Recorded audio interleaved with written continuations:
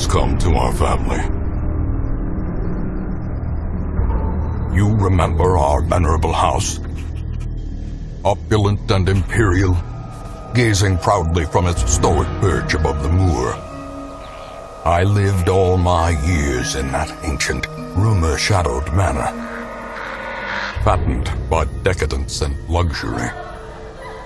And yet I began to tire of conventional extravagance. Singular, unsettling tales suggested the mansion itself was a gateway to some fabulous and unnameable power. With relic and ritual, I bent every effort towards the excavation and recovery of those long-buried secrets, exhausting what remained of our family fortune on swarthy workmen and sturdy shovels. At last, in the salt-soaked crags beneath the lowest foundations, we unearthed that damnable portal of antediluvian evil.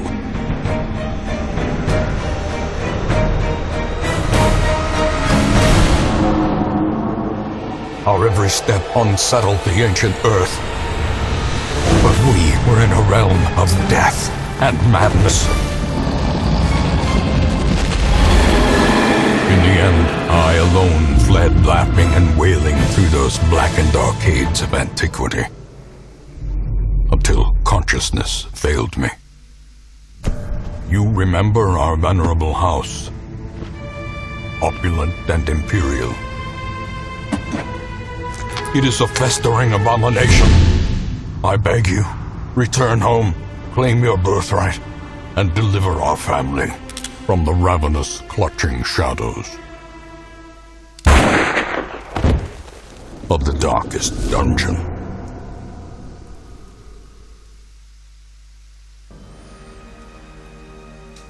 Alors, salut tout le monde. Nous voilà aujourd'hui sur Darkest Dungeon, un des jeux auxquels j'ai joué le plus cette année. Puisque depuis janvier, j'en suis à plus de 120 heures de jeu, je pense. Alors, qu'est-ce que Darkest Dungeon ? Darkest Dungeon, c'est un jeu un peu roguelike sur le stress de partir à l'aventure. Effectivement, d'habitude, vous jouez à des jeux de rôle, vous allez dans les donjons, mais vous avez toujours les mêmes aventuriers qui sont des héros, qui défoncent tout le monde et qui vont prendre plein la gueule, mais qui restent héroïques, motivés et tout. Sur Darkest Dungeon, vos aventuriers dans les donjons vont devenir stressés, ils vont devenir fous, et ils vont régulièrement mourir, sachant que la mort est définitive. Donc vous n'êtes pas un aventurier, vous êtes le gérant, qui va s'occuper un peu de manager tout ce petit monde. Donc Darkest Dungeon, c'est un jeu, préviens tout de suite, qui est très difficile, et qui est tout à fait spécifique. Donc on va lancer une nouvelle partie pour vous expliquer un peu le principe du gameplay. Donc on a deux niveaux de difficulté, la difficulté normale, et quand vous avez terminé le jeu, vous avez droit à une difficulté supérieure, la difficulté NG+. Et là on va partir en difficulté normale pour vous montrer. Donc j'ai deux parties, il y a ma partie en cours, difficulté NG+, semaine 27, et ma partie normale qui est terminée, que j'ai gagnée en semaine 209. Là on va partir donc juste pour montrer le tutoriel sur le mode normal.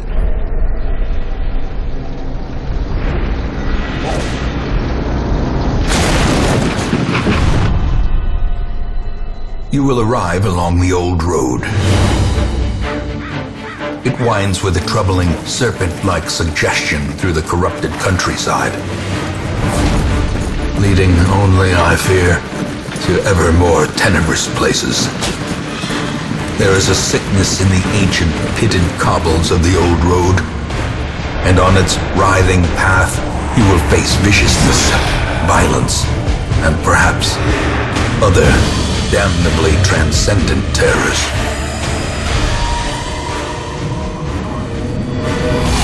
So steel yourself, and remember there can be no bravery without madness.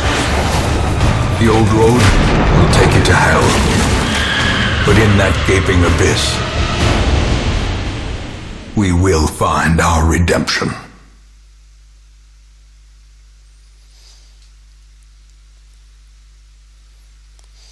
Alors, donc là, on a eu droit à deux cinématiques. Deux cinématiques particulièrement déprimantes, voire dépressives. Et ça vous met un peu dans l'ambiance de Darkest Dungeon, qui est un jeu effectivement sombre, vraiment difficile, et qui va vous mettre face à la folie. Car comme dit dans la première cinématique, il n'y a pas de courage sans folie. Donc le jeu se déroule en deux phases. Vous avez les phases de gestion au village, et ensuite les phases de donjon, qui vont vous prendre le plus clair de votre temps. Pour 5 à 10 minutes de phase de gestion, vous avez en général une demi-heure de phase de donjon. Donc les phases de donjon, vous avez une vue en 2D que je trouve vraiment très jolie, une direction artistique qui est vraiment très belle. Au niveau des graphismes, ça sent vraiment le beau travail à la main, etc. Vraiment, je trouve que c'est magnifique. Donc l'écran est divisé en trois parties. La partie supérieure, donc avec la vue en 2D, donc de côté. En bas à gauche, la fiche de personnage, on en reparlera quand on sera en combat. Et en bas à droite, la carte, même si ça ressemble pas vraiment à une carte. Vous avez des gros cubes reliés par des petites lignes. En fait, ça c'est la carte du donjon. Les gros cubes sont les salles du donjon, les petites lignes sont les couloirs qui relient les salles. Donc là, l'histoire, vous avez votre un personnage qu'on appellera l'ancêtre, qui était d'une famille riche, très riche, et qui avait un manoir situé au-dessus d'un village. Et étant très riche, il ne vivait que pour s'adonner à tous les types de plaisirs qui existent. Mais il s'est lassé des plaisirs, comme il disait, de l'extravagance conventionnelle, et il a entendu parler d'un portail vers un monde magique qui se trouverait sous les fondations de son manoir. Il a donc fait des recherches pendant des années, embauché des ouvriers qui ont creusé, et qui ont fini par mettre à jour le portail susnommé. Et en ouvrant le portail, par contre, ça a été une catastrophe. Parce que derrière ce portail, c'était un monde horrible et plein de créatures terrifiantes. Donc il a réussi à s'enfuir, sachant que tous ceux qui l'accompagnaient ont été massacrés par les créatures en question. Et ces créatures se sont déversées dans la région. Elles ont dévasté le manoir, elles ont corrompu et dévasté la région, et le village donc qui était situé en dessous du manoir. Et l'ancêtre a trouvé refuge dans une ville ailleurs. Et vous êtes aujourd'hui son unique descendant, et votre ancêtre vous a fait une lettre où il vous invite, dirons-nous, il vous encourage à aller récupérer ce qui vous appartient, c'est-à-dire le manoir. Avant de se donner la mort, bien sûr, parce qu'on est sur un jeu qui n'est pas spécialement gai. Donc vous êtes le gérant, vous n'apparaissez pas à l'écran. Vous avez donc embauché deux aventuriers avec vous pour aller vers le village en ruine. Reynold, le croisé, et Dismas, le bandit. Et la calèche qui vous amène au village s'est crachée dans la forêt, et vous devez donc finir le chemin à pied. Donc le village, il est après l'autre salle, donc ça va aller assez vite. Donc le principe du jeu, vous êtes dans une salle, vous allez cliquer sur la salle dans laquelle vous voulez vous rendre, et ça va vous transporter sur le chemin qui relie les deux salles. Et vous allez arpenter ce chemin. Alors vous pouvez cliquer à la souris, utiliser les touches flèches ou les touches ZQSD, classique. Et vous voyez donc le chemin entre les deux salles est composé de petites cases. Sur chaque case, vous avez une chance de faire une rencontre. Alors cette rencontre, ça peut être aussi bien un combat qu'un objet interactif. Et donc la dernière chose que je vais expliquer pour l'instant, c'est tout en haut, vous avez une jauge. Lumière, donc là pour l'instant c'est lumière radieuse, 100. Donc ça donne des bonus au repérage et aux chances de surprendre les monstres. Au fur et à mesure que vous allez avancer, la jauge de lumière va descendre. Il faut utiliser des torches pour la faire remonter. Là, on n'a pas de torche, on a juste 2 unités de nourriture. Et plus la lumière va descendre, plus nos bonus vont baisser. Donc on va perdre des bonus de repérage et de chances de surprendre les monstres. Et on va gagner plus de stress. Et on va avoir, nous, des chances de se faire surprendre. plus importante et les monstres vont gagner en dégâts. Par contre, quand la torche arrive vraiment très bas, on a plus de chances de faire des coups critiques, les monstres aussi cela dit, et on a plus de chances de trouver du loot. Bref, à l'aventure, compagnon, avançons. Oh, un brigand. Et on est surpris, comme c'est étonnant. Donc, le combat. Darkest Dungeon, c'est un jeu de combat en tour par tour. Donc en round, le numéro du round est indiqué tout en haut, au milieu de la jauge de lumière. Donc chaque personnage va jouer à son tour, en fonction de sa statistique vitesse. Donc en bas à gauche vous avez la fiche de personnage avec l'icône du personnage, en dessous donc en rouge ses points de vie, en dessous vous avez une statistique là 0 sur 200, ça c'est le stress, les caractéristiques du héros, sa vitesse, ses chances d'esquive, etc. Son équipement, avec ici 2 cases vides pour des trinkets, et le plus important ce sera ici les 4 skills. Donc en dessous des héros vous voyez 2 jauges, il y a une jauge rouge qui indique les points de vie. C'est classique, quand les points de vie arrivent à 0, votre personnage ne meurt pas. Il passe ce qu'on appelle dans les portes de la mort. Un personnage qui est aux portes de la mort, dès qu'il subit des dégâts, que ce soit dégâts directs ou dot, il y a un jet de dés qui est fait par l'ordinateur. Si le jet de dés est réussi, votre personnage survit, il reste à 0 point de vie, toujours aux portes de la mort. Si le jet de dés est un échec, votre personnage meurt, la mort est définitive sur le jeu. Donc quand un personnage est aux portes de la mort, il faut en urgence lui mettre en soin pour le faire sortir des portes de la mort. Qu'il puisse donc éviter de mourir au prochain coup qu'il va prendre. La deuxième jauge, le stress, c'est beaucoup plus gênant. Parce que en fait, autant le stress peut la santé peut se soigner via des sorts de soins, ou quand vous rentrez en ville, autant le stress ne se soigne pas tout seul quand vous revenez en ville à la fin d'une mission. Et les sorts de soins du stress sont assez peu nombreux et soignent très peu de stress par rapport à ce que vous prenez. Quand vous affrontez un monstre qui inflige du stress, il vous inflige 20 points de dégâts de stress à la fois. Quand vous soignez le stress, vous allez soigner entre 6 et 10 points de stress par soin. Donc globalement, le soin du stress, c'est pas l'activité que vous allez faire le plus souvent. Il y a assez peu de monde qui peut en faire. Donc le stress va être beaucoup plus gênant. Et quand vous arrivez à 100 en stress, votre personnage va avoir de bonnes chances de développer un trait de folie qui va être extraordinairement handicapant pour le reste du donjon.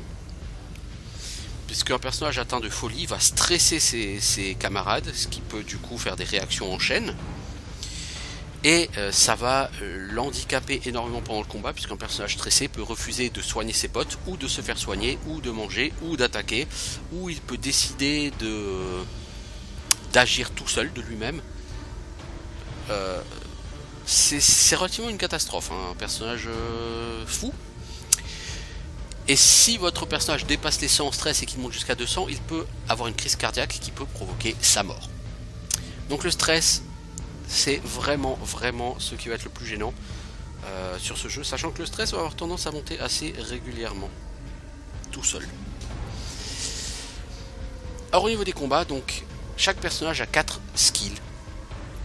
Ces 4 skills vont dépendre de sa position. La position des personnages sur Darkest Dungeon, c'est l'élément fondamental du gameplay en donjon.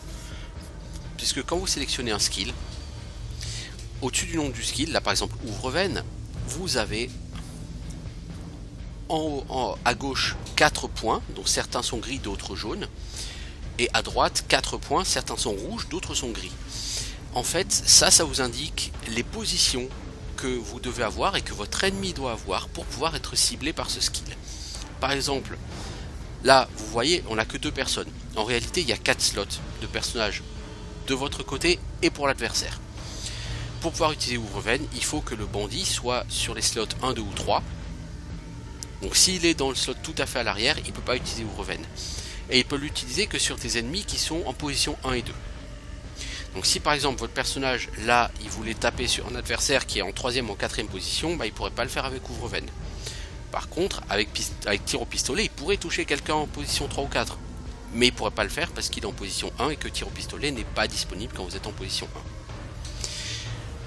1. Donc il faut toujours veiller à ce que vos personnages et des positions qui soient compatibles avec leur skill. C'est pour ça que vous ne pouvez pas envoyer un groupe composé par exemple de 4 arbalétriers ou de 4 vestales, parce que, enfin vous pouvez, mais ce sera absolument pas optimal. Et comme je l'ai déjà dit, c'est un jeu qui est vraiment difficile. Donc si vous voulez envoyer un groupe pas optimal, vous risquez d'avoir de la casse. C'est un jeu qui est impitoyable, hein. Darkest Dungeon, donc faites attention. Ne le prenez pas à la légère, hein. Ne croyez pas que vous allez rouler dessus, c'est pas le cas. Donc là on va commencer, donc Dismas c'est à lui de jouer. D'ailleurs quand vous sélectionnez un skill, vous voyez en dessous des adversaires, sous ceux qui peuvent être ciblés, vous allez avoir un marquage rouge. Joli coup Dismas. Joli coup le brigand, ça m'arrange pas, en plus du saignement, non ça m'arrange définitivement pas. Et avec Reynold, là les 4 skills sont possibles, parce que Reynold, il ne peut frapper que là actuellement en position 1 et 2. Donc on sélectionne le skill frappe, on lui met en plein la gueule. Et la dernière chose c'est déplacement. À tout moment en combat et hors combat, vous pouvez échanger les positions de vos ennemis, de vos personnages évidemment. Donc là on avance et on arrive sur notre premier objet interactif, donc en l'occurrence c'est une tente. Donc des objets interactifs, il va y en avoir plein dans le jeu. Vous cliquez dessus et là ça vous demande est-ce que vous voulez utiliser un objet sur cet item ou pas. Pour 90% des objets interactifs, pour pouvoir en tirer le meilleur et être sûr de n'en tirer que du positif, il va falloir utiliser un objet spécifique, une clé, des herbes médicinales. Par exemple, si vous trouvez une carcasse d'un animal, vous pouvez interagir dessus. Si vous n'utilisez pas d'objet comme ça spécifique dessus, vous allez avoir une chance d'avoir du butin et une chance de choper une maladie ou une infection. Alors que si vous utilisez des herbes médicinales dessus, vous avez 100% de chance d'avoir du butin. Donc plutôt que de jouer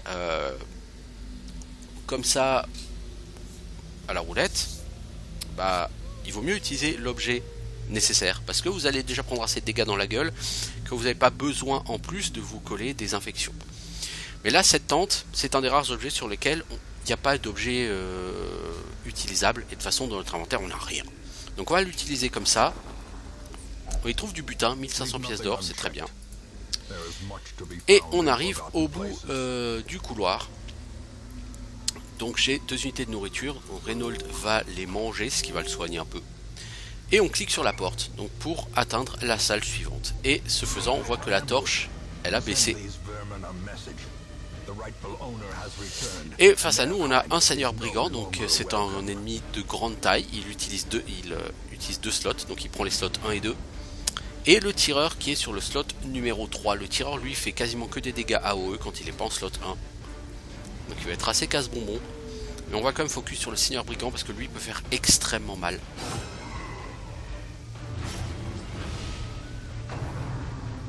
Bon, vous voyez le tireur adverse, hein.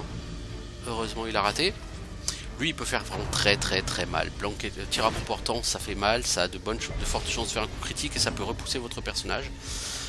Donc moi avec Reynold, qu'est-ce que j'ai comme skill? Frappe, ok. Accusation zélée, bah, c'est une frappe qui fait AOE sur les positions 1 et 2, donc là ça servira à rien. Un coup assommant et rempart de foi, donc qui permet d'avoir plus de chances d'attirer les coups adverses et qui permet d'avoir de la protection. Le problème c'est que de toute façon en face ils vont quasiment faire que de l'AOE, donc ça sert pas à grand chose. On va essayer de stun ce charmant jeune homme, voilà, qui du coup passera son prochain tour. Et on va essayer de le saigner comme un goré, sachant que les dots se stackent sur ce jeu.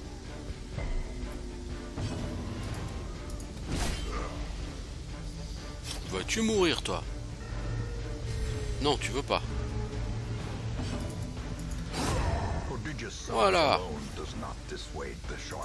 Et les morts peuvent laisser des cadavres par terre qui du coup vont permettre à votre adversaire de rester en position reculée.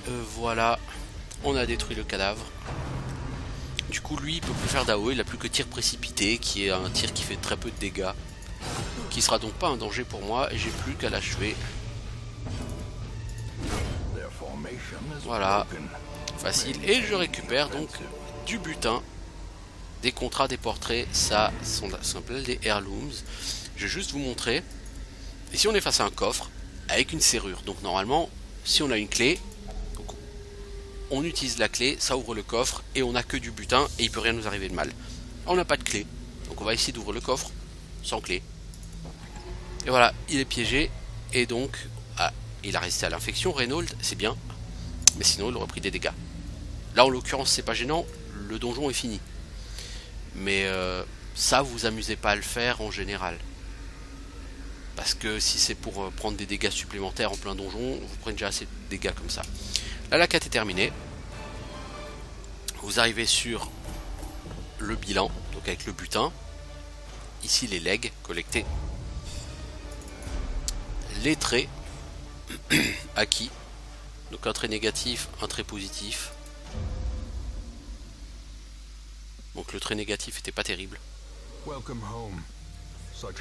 Ici, le récapitulatif de la semaine, avec les héros qui sont partis en donjon, s'ils ont réussi leur donjon ou non, les gains de niveau et puis tout le reste, les héros qui ont perdu du stress, ceux que vous avez soignés, etc. etc. Donc voilà le village. Donc là, le village est dans un état tout à fait délabré. Et le seul bâtiment qui est disponible pour l'instant c'est la diligence. La diligence qui va me permettre de recruter des aventuriers chaque semaine. En l'occurrence on a pour l'instant... Les aventuriers sont gratuits hein, chaque semaine. Et du coup on a recruté un Plague Doctor et une soigneuse, une Vestale. Et les bâtiments peuvent s'améliorer en appuyant sur le petit plus. Pour améliorer un bâtiment, il faut des heirlooms, des legs. Donc en bas à gauche de l'écran vous avez les pièces d'or, donc là en l'occurrence 7075. Et à côté donc une liste des 4 legs possibles, des bustes, des portraits, des deeds, des contrats et des blasons. Pour améliorer la diligence il faut des deeds et des blasons. Donc mettons que voilà, j'ai envie que la diligence me fournisse 4 personnages par semaine. Voilà, chaque semaine elle va me donner 4 personnages. Et chaque bâtiment, donc il y a 8 types de bâtiments, vous pouvez l'améliorer comme ça. Améliorer le village, ça va vous prendre 50-60 semaines. Ça va vous prendre vraiment beaucoup de temps de l'améliorer à fond. Et après il faut beaucoup d'or. Parce que il faut organiser des expéditions. Il faut donc acheter du matériel. Et puis il va falloir aussi soigner les personnages. Là ils n'ont pas de stress, ils n'ont rien. Mais quand les personnages sont stressés, il faut les envoyer se soigner. Quand les personnages ont des manies négatives, il faut les envoyer se faire soigner. Il faut essayer de les annuler. Par exemple, lui, il a Kleptomane. Kleptomane, c'est un truc qu'il faut soigner assez vite. Parce que sinon, à chaque fois que vous allez l'envoyer ce personnage en donjon, eh bien, il va s'accaparer une partie du butin. Que vous allez donc perdre. Et donc, l'argent que vous allez ne pas dépenser pour soigner Kleptomanie, vous allez perdre beaucoup plus que ça par la suite dans les donjons où il va participer. Donc Kleptomanie c'est à soigner vraiment assez rapidement. Et donc vous n'êtes pas l'un des aventuriers, vous êtes le caretaker, vous êtes le gérant. Donc vous allez gérer le développement du village, le recrutement des aventuriers, vous allez gérer le stress de vos aventuriers. Certains vont devenir malades en donjon, il va falloir les envoyer soigner leur maladie, les envoyer soigner leur stress, leur enlever les manies négatives, éventuellement renforcer leurs manies positives, leur permettre de développer leurs compétences, de développer leur équipement. Donc tout ça c'est à vous de le gérer. Donc vous êtes le gestionnaire et après une fois que vous avez fait votre phase de gestion en ville, vous cliquez sur se préparer et vous allez préparer le groupe pour le prochain donjon. Donc vous avez 4 environnements seulement. Les ruines, les tanières, la futée, la crique. Le Darkest Dungeon, lui, c'est un environnement qui est spécifique, dans lequel il n'y a que 4 quêtes à faire. Sachant que pour finir le jeu, il m'a fallu 209 semaines, c'est-à-dire 209 donjons. Donc il n'y en a que 4 qui ont été dans le Darkest Dungeon. Donc le Darkest Dungeon ne représente à peu près rien sur le jeu. Et le Darkest Dungeon a en plus une particularité, c'est que les niveaux ils sont totalement prédéfinis. Ce qui fait que si vous le connaissez un petit peu, il est beaucoup plus facile parce que vous savez exactement où sont les monstres, vous savez exactement ce que vous allez rencontrer comme monstre. Du coup vous pouvez établir une équipe optimale en sachant exactement où vous allez pouvoir vous reposer, comment vous allez pouvoir gérer les combats, etc., etc. Du coup, effectivement, le Darkest Dungeon, c'est assez paradoxal. C'est la fin du jeu, mais c'est beaucoup plus facile que le reste. C'est juste beaucoup plus stressant parce que vous dites c'est la fin du jeu, ça fait 100 heures que je joue.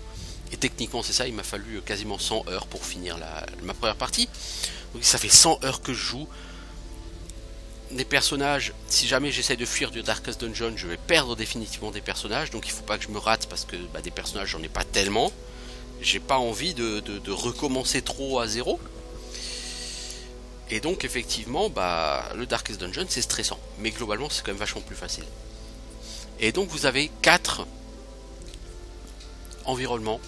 Donc il faut savoir que Darkest Dungeon c'est un jeu qui est petit, il fait à peine plus d'un giga. Et c'est un jeu avec un contenu assez simple, un contenu assez petit, mais qui est super addictif en fait. Et donc vous allez faire des dizaines de donjons dans les ruines, dans les tanières, dans la futaie, dans la crique. Au total vous allez faire, ouais je vous dis, j'ai fait 205 donjons hormis le Darkest Dungeon.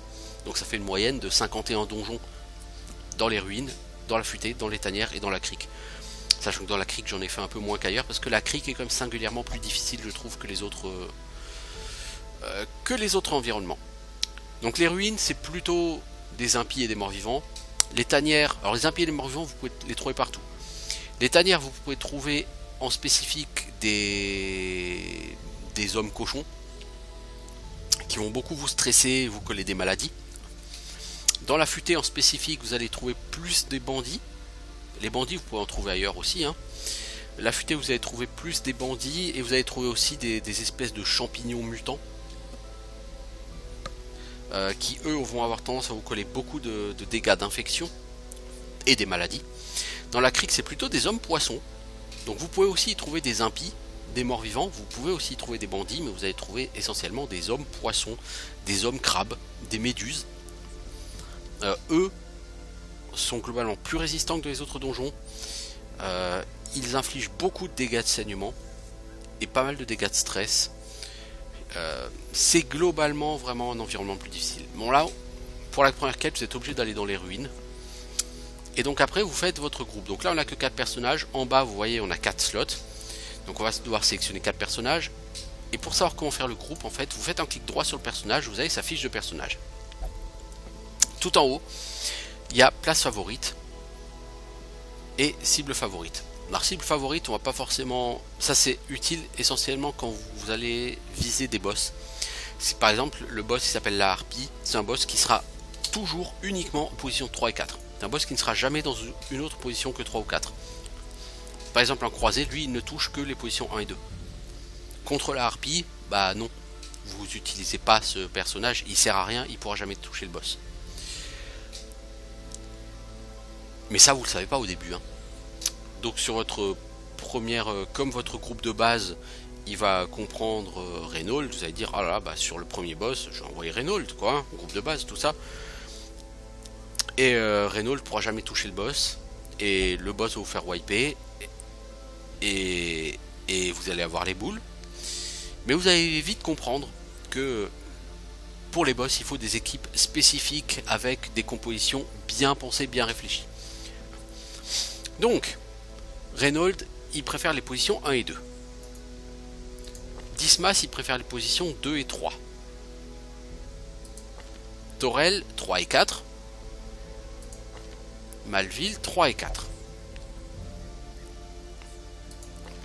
Donc Torel préfère éventuellement la position 3. Donc Torel préfère la position 3. Reynold c'est 1 et 2, Dismas c'est 2 et 3. Du coup on va mettre Reynold en 1, Dismas en 2. Et Malville préfère la 3 ou 4, on la met en 4. Voilà, du coup on a les suspects habituels. Sachant que si on échange 2, on peut avoir les crochets rouges. Bon, bref. Donc là on a les usual suspects. Ça c'est l'équipe de base que vous aurez toujours après le tutoriel. Ces 4 là.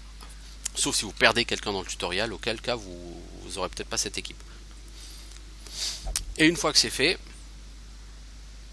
Encore une fois, le placement est hyper important dans Darkest Dungeon, donc il faut vraiment mettre les gens là où c'est utile. Par exemple, elle, jugement, elle peut l'utiliser en position 3 ou 4. Lumière aveuglante aussi, grâce divine aussi. Main de lumière, c'est qu'en position 1 ou 2. Bon, c'est une healeuse, donc elle va essentiellement utiliser jugement et grâce divine, qui sont utilisables en position 3 ou 4. C'est très bien. Torel va utiliser grenade à peste, position 3 ou 4. Aveuglement, pareil. Incision, position 3. Et médicament militaire, position 3 ou 4. Donc effectivement, en position 3, elle peut tout utiliser. Donc c'est parfait, etc., etc. Et donc une fois que c'est sélectionné, donc vous choisissez votre donjon. Vous cliquez sur provision, vous faites vos emplettes. Dernière petite chose, vos personnages, ils ont un niveau. Donc quand vous regardez sur la droite, vos personnages, donc là il y a un nombre, par exemple pour Renaud et Dismas c'est 1, pour Torel et Malville c'est 0. Ça c'est leur niveau. Les donjons ont également un niveau. Si vous regardez sur la partie gauche, en vert, il y a écrit apprenti niveau 1. Il faut savoir qu'il y a 3 niveaux de donjons disponibles, niveau 1, niveau 3, niveau 5. Sauf le Darkest Dungeon qui est niveau 6. Bon, mais là encore, le Darkest Dungeon, on va pas en parler, il représente une partie extrêmement marginale du jeu. Donc, 3 types de donjons, niveau 1, niveau 3, niveau 5. Les donjons niveau 1, vous ne pouvez y envoyer que des personnages niveau 0, 1 ou 2. Des personnages de niveau supérieur ne peuvent pas entrer dans les donjons de niveau 1. Dans les donjons de niveau 3, vous ne pouvez envoyer que des personnages niveau 3 et 4. Et dans les donjons de niveau 5, ce sera uniquement les personnages niveau 5 et 6. Donc là, on a un donjon niveau 1. De toute façon, on n'a pas le choix. Donc on le sélectionne. Et ensuite, on va faire nos emplettes.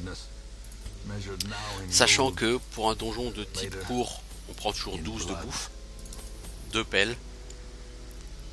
Vu que Torel a médicament militaire, elle peut soigner les saignements et l'infection sur les membres du groupe.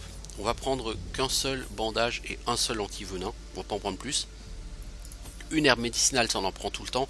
Une clé de squelette, on en prend tout le temps. Des torches, on en prend 10. Enfin, j'en prends 10. Après, vous pouvez en prendre moins. Hein. En général, là, si vous en prenez que 6 ou 8, ça doit suffire. Eau bénite, on va en prendre une. Ça suffit. Et là, on a tout ce qu'il nous faut. Et donc là, on peut lancer le donjon en cliquant sur se préparer. Ce que je vais faire, je vais reprendre ma partie en cours. Donc pas la partie qui est terminée, la partie donc semaine 27. Celle-ci est en difficulté NG+, c'est-à-dire difficulté supplémentaire. Alors c'est un jeu qui est difficile, Darkest Dungeon. C'est un jeu qui est très long. Et donc le faire en difficulté NG+, c'est pas facile, je vous le dis tout de suite. Donc là j'ai mon groupe d'aventuriers, j'ai les 28. Vous voyez, on a des gens niveau 3, des gens niveau 2, des gens niveau 1, des gens niveau 0.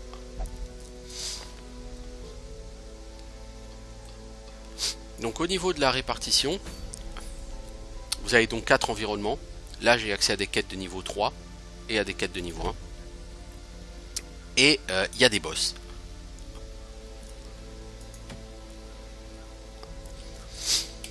Donc il y a 2 boss par environnement. Dans les ruines il y en a 2, il y a le nécromancien et le prophète.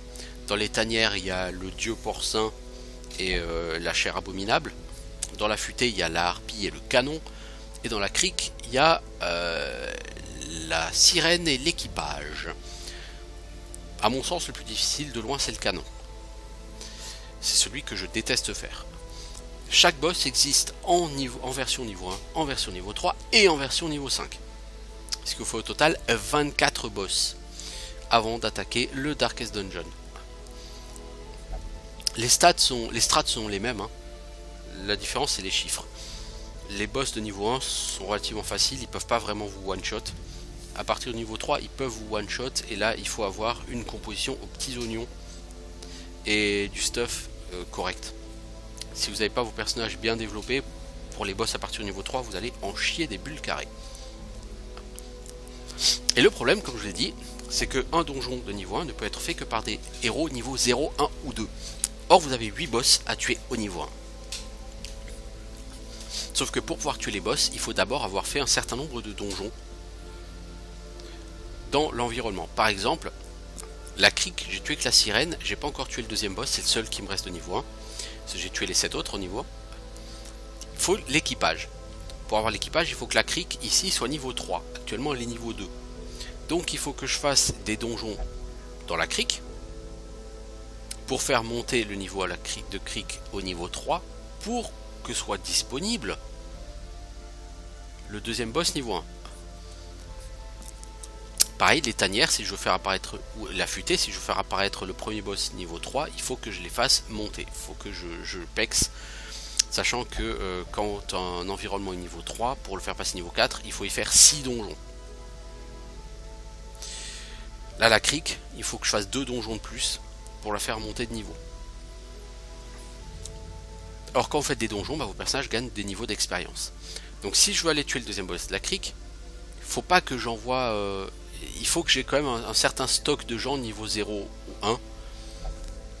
Parce que si tout le monde était sur sa fin de niveau 2, s'il me restait plus que 5 ou 6 personnages niveau 2, je serais dans la merde. Parce que le temps de faire monter la crique au niveau 3 pour faire pop le boss, mes personnages seraient tous niveau 3. Aucun d'entre eux ne serait capable d'aller attaquer le boss niveau 1. Donc c'est un jeu sur lequel vous devez quand même gérer votre roster. Il faut toujours garder des gens bas niveau. L'une des raisons, c'est que vous allez avoir des morts. Sur Darkest Dungeon, vous aurez des héros qui vont mourir. Ça c'est comme ça, c'est une certitude. Voilà. Là pour l'instant sur cette partie, j'ai de la chance, j'en ai qu'un qui est mort. Pillard qui est mort en semaine 3. Bon. Sur ma première partie, sur 209 semaines, j'ai eu 22 morts. C'est pas énorme. Mais toutes les 9 semaines, vous avez un mort. Quand vous avez un mort, il faut le remplacer.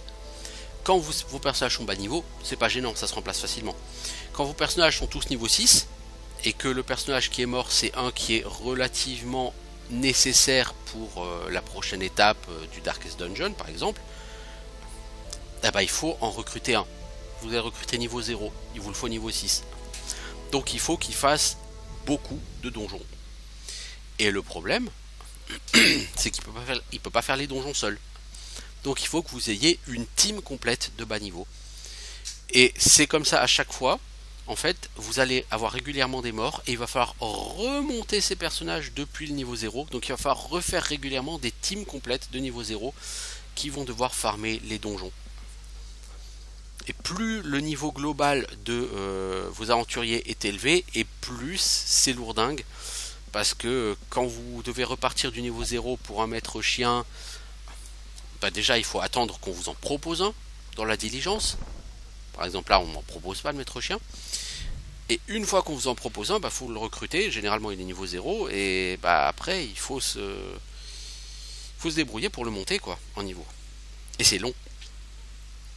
Donc c'est un jeu qui peut avoir un petit côté frustrant, fastidieux à terme. Donc c'est un jeu, n'y jouez pas si vous n'êtes pas patient, n'y jouez pas si vous n'êtes pas avoir une petite dose de frustration de temps en temps et si vous n'aimez pas la difficulté. Hein. C'est un jeu qui est impitoyable. Donc là, en l'occurrence, on va partir sur un donjon, ce sera dans la crique. Et ce sera sur celui-là. Alors c'est du moyen en plus, donc il va falloir qu'on dorme et 3 bannières de protection. Donc je vais prendre Carnet, qui est une soigneuse. Je vais prendre du Hamel. Normalement j'ai mis ses skills à jour à lui, ouais. Je vais prendre Bus Noix, Plague Doctor, qui est très très très efficace sur ce donjon. Et comme il me faut quelqu'un de première ligne, je vais prendre Bouchard. Est-ce que Bouchard, je t'apprends rempart plutôt qu'impassibilité? Je pense que ce serait pas du luxe. Impassibilité, c'est relativement du caca. Et donc là, dans ma phase de gestion, je vais envoyer Bouchard dans la guilde et je vais lui acheter un skill. Je pourrais lui améliorer ses skills. Ça coûte pas trop cher. Voilà. Donc ça va augmenter les chances de toucher. Au lieu d'avoir 85 en chance de toucher, il a 90 maintenant sur son skill de base par exemple. Et en protection, au lieu que ça lui rajoute 25% de résistance aux dégâts, ça lui rajoute 30% de résistance aux dégâts. Pour le stun, au lieu que le stun ait 100% de chance de repousser et d'étourdir, il est à 110%. Alors vous allez me dire pourquoi des pourcentages au-delà de 100%? Parce qu'en fait, pour savoir si votre stun passe, vous prenez ces probabilités, vous retirez la résistance adverse et ça vous donne le pourcentage définitif. Par exemple, si lui-même voulait se stun tout seul, Son stun a 110% de chance d'étourdir. Il a 60% de chance de résistance à l'étourdissement. Du coup, en réalité, il a 110 moins 60 égale 50% de chance que le stun passe. Donc si vous voulez ce stun tout seul, il y aurait 50% de chance que le stun fonctionne. C'est comme ça que ça marche. Du coup, Bouchard. On a notre équipe. Bouchard, il est efficace en position 1 et 2.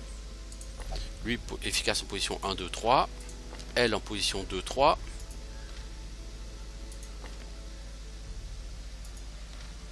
Et lui en position 3, 4. Donc, au niveau de la répartition, c'est très bien. Et on va acheter donc les provisions. Alors, c'est du moyen, donc on va prendre un maximum de bouffe. On va prendre 3 pelles, on va prendre qu'un seul bandage et qu'un seul antivenin parce qu'on va faire confiance à Busnois pour nous soigner. On va prendre 2 clés squelettes, une herbe médicinale, une eau bénite et des torches. On va en prendre 12. Et on va partir à l'aventure compagnon. Donc comme indiqué par le petit truc ici, les hommes poissons ont une résistance augmentée contre le saignement. Alors j'ai un petit problème avec ma souris qui ne répond plus. Donc on va aller sur la pièce suivante.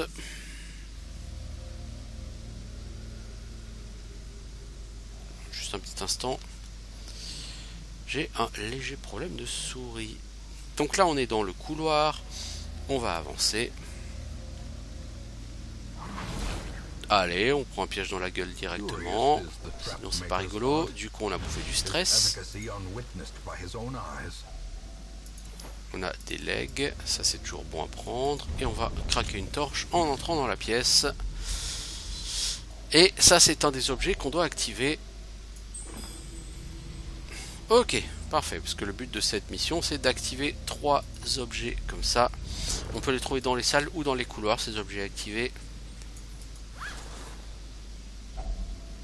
25 pièces d'or, waouh, c'est absolument extraordinaire. Alors ça, si vous utilisez ce correct, si vous utilisez dessus une herbe médicinale, ça peut soigner un trait négatif de votre personnage.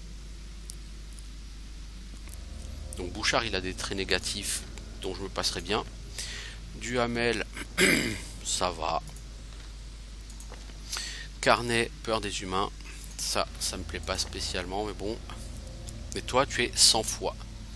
Ça ne me gêne pas.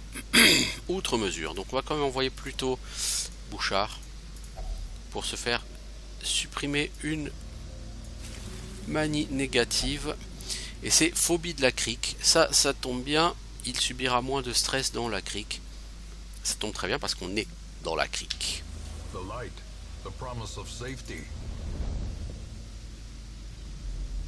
faut savoir que si vous voulez comprendre, si vous parlez pas anglais, oh merde, il y a un combat qui est apparu dans le couloir. Si vous parlez pas anglais, que vous voulez comprendre ce que dit le narrateur, vous pouvez mettre des sous-titres en français. Mais bon, faut avoir le moral, quoi, hein, parce que il est plutôt négatif le narrateur. Voilà, donc grosse attaque de stress. C'est la spécialité de ces charmants jeunes hommes. Toi, tu vas faire une grenade à peste là-bas. Toi, tu vas essayer de me liquider celui-ci qui tape très fort. Bah, il sera mort au prochain round, donc ce sera plus la peine de s'en prendre à lui. On va se concentrer sur... Alors la méduse, elle est assez casse-bonbon, mais la larve, c'est la pire, parce que la larve, l'espèce d'escargot, lui, il vous crache dessus et ça peut vous coller des maladies.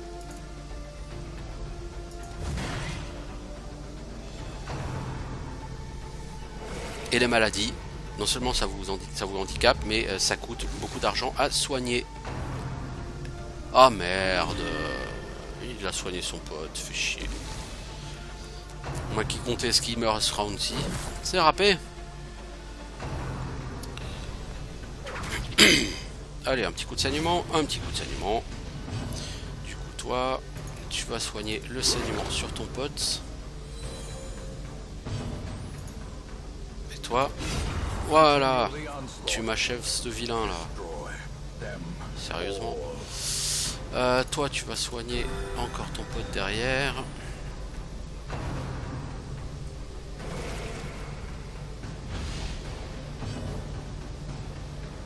Toi, tu vas essayer de m'achever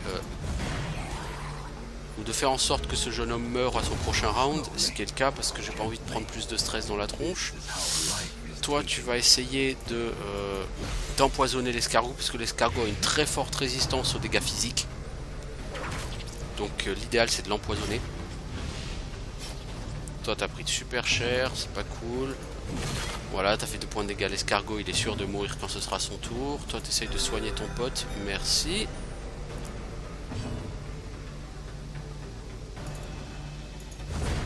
Toi, tu m'achèves comme cette méduse. Et j'aimerais bien... Eh ben non, raté. Donc un premier combat pas évident du tout. Qui s'est pas extrêmement bien passé, mais pas mal passé non plus. Et les personnages ont déjà faim. Ça, c'est un des gros abus de ce jeu. Les personnages ont faim toutes les 2 salles. Parfois toutes les 3 salles.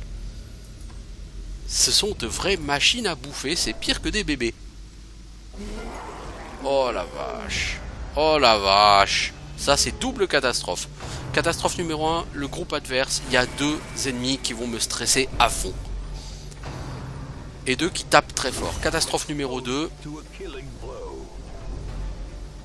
J'ai été surpris, donc mes personnages, il va falloir 1 ou 2 tours pour les remettre dans le bon ordre. Et pendant ce temps-là, j'en prends plein la gueule. Donc elle va devenir ma boule très rapidement. En plus, ils sont sévèrement blessés, mes personnages.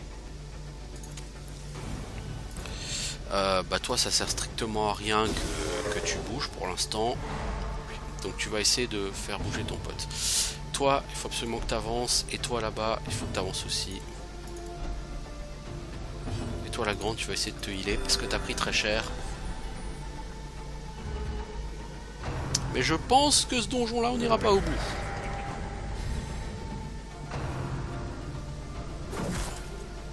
Je pense qu'on n'ira pas au bout. Ma healeuse sera morte avant.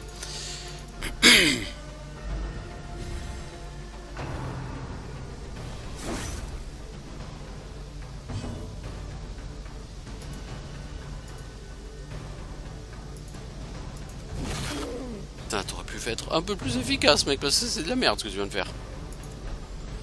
Bon, là, on a récupéré des positions un peu plus correctes. Mais du coup, on n'a pas tapé dessus pendant les 2 premiers rounds. Donc là, je vous ai dit, hein, le fait d'avoir été surpris, c'est une catastrophe. Et ça peut engendrer... J'ai vraiment des problèmes avec ma souris. Moi, ma souris, elle ne fonctionne pas.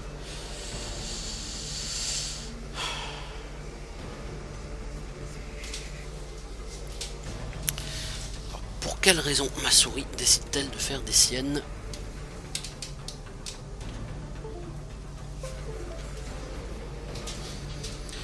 Donc toi, il faut vraiment que tu essayes de lancer une grenade à peste là derrière. Il faut quand même commencer à les affronter eux. Oh ya ya. Hop là, Death d'or. Donc du stress et des chances de mourir définitivement. Et une esquive. Oh là là là là là là là là. Bon bah je pense que le donjon va s'arrêter là. Parce que même si elle soigne, elle a un malus de mortalité qui réduit sa précision, ses dégâts, sa vitesse et qui augmente le stress qu'elle subit. Donc ça va pas du tout. Et en plus je vous dis, j'ai de toute façon de gros problèmes de souris. Je sais pas pourquoi. Ma souris, elle bloque. Toi essaye de me tuer ce pas charmant jeune homme. Oh là là. C'est une catastrophe. Et j'en ai besoin de ma healeuse parce que c'est la seule healeuse bas niveau que j'ai, donc il me la faut absolument. Donc faut pas qu'elle meure.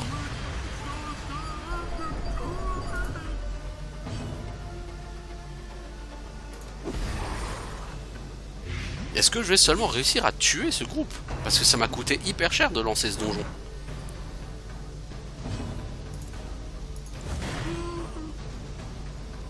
Vous l'avez toujours pas tué les gars, sérieusement quoi. Là je vais être obligé de dormir. Dès la prochaine salle. Catastrophe. Une catastrophe.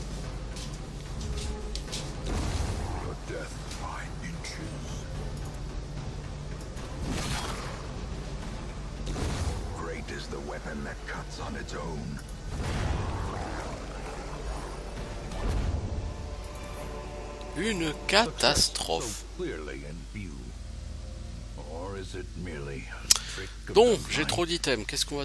On va virer l'antivenin pour prendre ça parce que c'est de l'or. Et ça, c'est pour occultiste. Ça augmente... J'ai un occultiste? Non, j'ai pas d'occultiste, évidemment. On va virer l'eau bénite. Hein. Donc là, je suis dans un état catastrophique. Packs laden with loot are often low on supplies. Espérons qu'il n'y a pas de combat ici. Alors, est-ce que j'avance ou est-ce que je dors? Le problème, c'est que... Ouais, mais je suis vraiment en trop mauvais état, donc il faut que je dorme. On va essayer de réduire un peu le stress, hein, surtout sur la healeuse. Alors toi, la healeuse, déjà, tu vas faire en sorte qu'on puisse pas se faire attaquer la nuit. Ce sera pas du luxe. Toi, qu'est-ce que tu peux faire? Tu peux soigner, tu peux réduire ton propre stress. Toi, tu peux soigner, te buffer tous tes potes. Ça, c'est pas mal. Alors, on a personne qui soigne le stress. Waouh, waouh, waouh. Il y a quelqu'un qui soigne le stress, mais pas sur elle.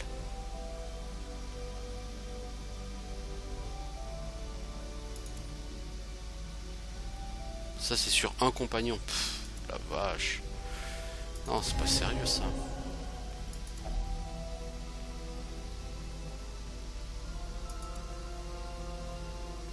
Bon, toi, tu vas quand même... On va quand même se soigner, hein, plutôt que de se buffer, hein. On a quand même besoin de se remettre en état. Donc, ok. Pourquoi est-ce qu'on a chopé du stress?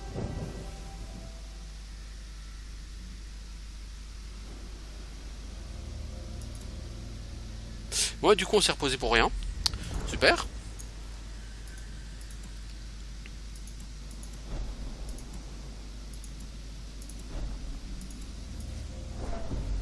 Ce donjon est une catastrophe. On n'ira pas au bout, moi je vous le dis. Alors, ça c'est une curiosité. Ça... Ah, c'est site de quête.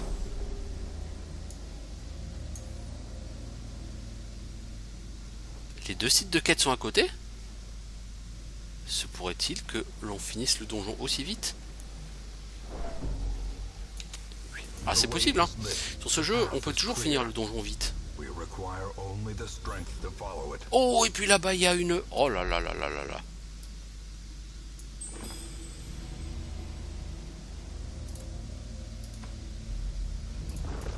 Bon, la quête sera finie.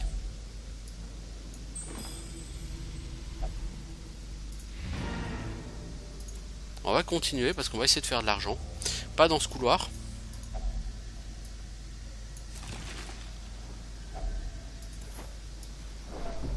Allez, reculer, reculer, reculer et re-rentrer dans la salle d'avant. Je sais que vous pouvez le faire. Je sais que vous n'avez pas envie de le faire. Mais vous pouvez le faire. J'ai déjà réussi à re-rentrer dans les salles d'avant. Voilà. Pourquoi je fais ça? Parce que là-bas, vous voyez, la salle d'avant, il y a une case jaune avec une étoile noire. Ça, c'est une salle au trésor. Ces salles comportent de très gros trésors. Et comme ça s'est très mal passé, que ça va me coûter extrêmement cher de remettre tout ce petit monde sur pied. Donc là, il faut utiliser une clé dessus. Et en récompense, vous avez 7500 pièces d'or. Du coup, là, ça me va, je me barre. C'est un miracle que j'ai pu finir cette quête, je vous le dis. La crique, je déteste cet environnement. Du coup, bah... bon, on va s'en tirer avec une douzaine de... Hop. Bon, on a 15 000 gold, hein, quand même. Qu'est-ce qu'on a gagné? Oh, c'est pas si mal, on a même que des trucs positifs. Et on a gagné des niveaux d'expérience. Alors, une douce marée, des marées superstitieuses. Le groupe obtient plus 33% d'expérience dans la crique et plus 15% de dégâts dans la crique. De toute façon, la prochaine quête, il faut que ce soit dans la crique. Ça tombe bien. Alors, au niveau du récapitulatif pour la semaine, Haute a médité, a récupéré 56 de stress. Véral a traité sa maladie anxiété. Et les personnages qui sont là. C'est vraiment un coup de bol. Alors bon, du coup, ils ont quand même chopé plein de stress et tout. Hein.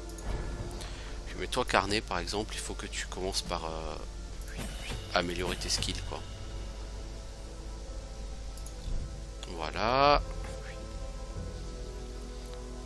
Busnois, c'est pareil. Est-ce qu'on a déjà amélioré tes skills, toi? Oui. Oh, c'est cool. La guilde, est-ce qu'on peut augmenter... Ouais, on peut passer là, maître instructeur. Parce qu'on a besoin d'avoir des skills de niveau 3 quand même, hein, à un moment donné. Hein, on a besoin de ça. Parce qu'avec des skills de niveau 1, on va pas aller très loin, ou de niveau 2, on va pas aller très loin. Et donc là, on a besoin de déstresser notre monde. Du Hamel, c'est quoi ton truc? Ah, tu es parieur, tu fais que parier. Ça, c'est pas bon, ça. Heureusement, tu es une classe dont j'ai pas un besoin extrême. Bah, j'en ai besoin, c'est surtout sur le nécromancien, quoi. En dehors du nécromancien, le mercenaire, j'en ai pas tant besoin que ça, quoi. Donc, je vais le garder que pour les nécromanciens, lui.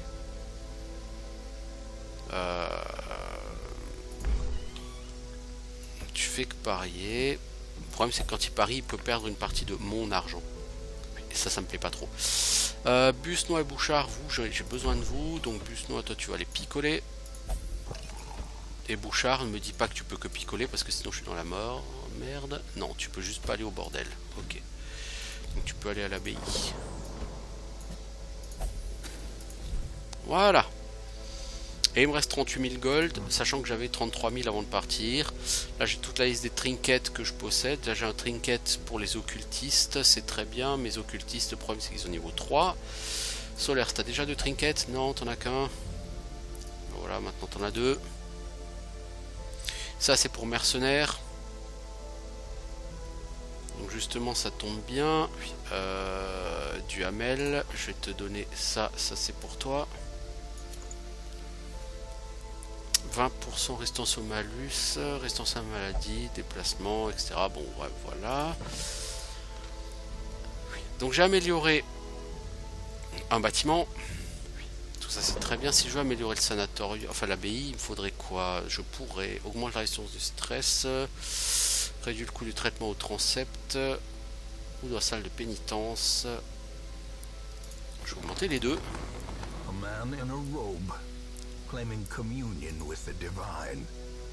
Du coup, elle a un peu meilleure tête, l'abbaye. Le village fait un peu moins délabré comme ça. Qu'est-ce qu'on a recruté? Punaise, les healers, hein, faut vraiment se battre pour en trouver. Parce que là, j'ai pas de healer de niveau inférieur à 3. Enfin, j'en ai qu'un. Elle est en traitement, Carnet. Du coup, qu'est-ce que je vais envoyer dans ma prochaine mission? Ça va être un peu difficile, surtout que ma prochaine mission, elle est censée se passer dans la crique. Et aller dans la crique sans healer, c'est... Ah, mais non, c'est bon. Je l'ai validé, le boss. Ok. Donc, je vais pas forcément aller dans la crique avec ce monde-là. Si je vais dans les ruines, qu'est-ce que je vais avoir? Un sifflet pour mettre au chien. Ouais. Dans la futée, j'ai quoi? Amulette de malus. Ouais, ça peut être bien pour un occultiste, ça. Chaudron pour occultiste, c'est pas mal. Après, le problème, c'est que l'occultiste, c'est pas quelqu'un qui est basé sur les dégâts, mais ça peut être pas mal du tout. Le problème, c'est que c'est une quête longue. Et je peux pas assumer une quête longue sans healer. Ça va pas être possible. Ça va pas être possible. Soit je là-bas avec une quête courte, soit je prends mes gens niveau 3. Le problème, c'est que les gens niveau 3, il faudrait quand même qu'ils aillent tâter du boss. Le nécromancien avec des gens niveau 3, il me faudrait Colombelle, c'est sûr. Il faudrait un healer. Ça j'en ai, j'ai Lucie, j'ai Tournebule par exemple, j'ai Yigou, enfin des healers ça me manque pas. Qu'est-ce qu'il me faudrait donc d'autre contre le nécromancien? Une Hélion, Gomboult.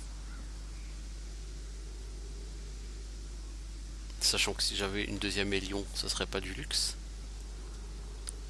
Fergante.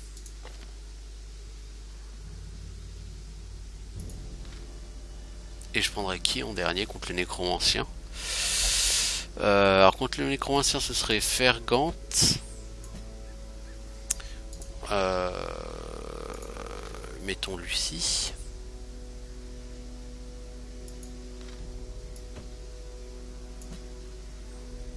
Ce serait Colombelle. Et je pourrais mettre un arbalétrière. Donc Beugelin, Div Beugelin.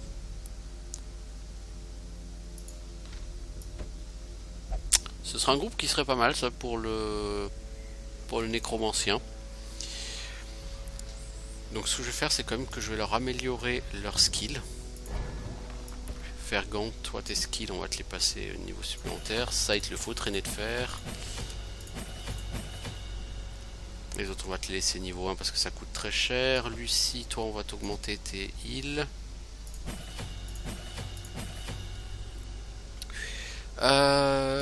Div Beugelin. On va t'augmenter ça. Et c'est qui le dernier? C'est Colombelle. Toi on a vraiment besoin que tu sois efficace.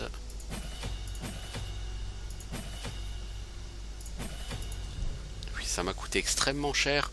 Oui. Idéalement il faudrait aussi leur augmenter leur équipement. Mais bon, si je peux pas tout faire, j'ai pas assez d'argent. Je pensais à un truc, oui, c'est au niveau des trucs là. Lucie, t'as quoi comme stuff? T'as pas de stuff, voilà, c'est ça qui me dérange. Oui. Toi là-bas, Carnet, le stuff que je t'avais prêté, tu vas le rendre temporairement, s'il te plaît. Et ce sera pour... j'ai pas dit que j'emmenais Yigou, moi, non? J'ai pris Lucie, moi ce sera pour Lucie. Comme ça, Lucie, tu heals beaucoup mieux. Et tu prendras moins de stress. Par contre, Lucie, tu vas te faire stun très facilement. Ça me plaît moyen. On verra bien. Donc on a dit... Lucie, ok. Toi, Colombelle, est-ce que t'as pas un truc? Si t'as déjà quelque chose. Ok. Bah on va y aller comme ça. On va voir. À mon avis, ça va être extrêmement difficile. Pourquoi pas? Pourquoi pas?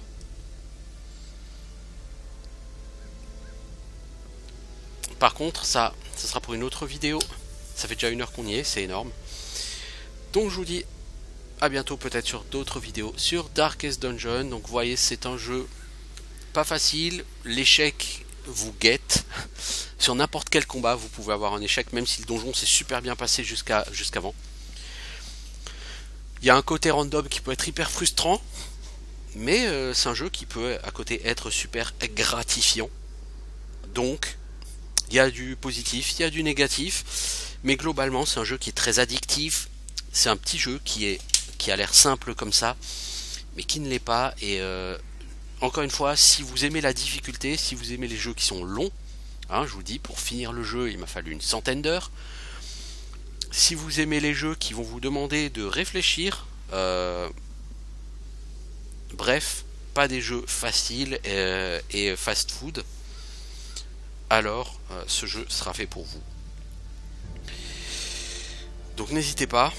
Moi j'en ferai pas un let's play parce que comme dit, j'ai pas l'intention de me filmer pendant une centaine d'heures. J'ai plus vraiment la possibilité de le faire là aujourd'hui. Donc de temps en temps je ferai peut-être une petite vidéo de ci, de là. Et en attendant, je vais vous souhaiter une bonne fin de journée et on se revoit bientôt peut-être pour autre chose. Ciao les gens.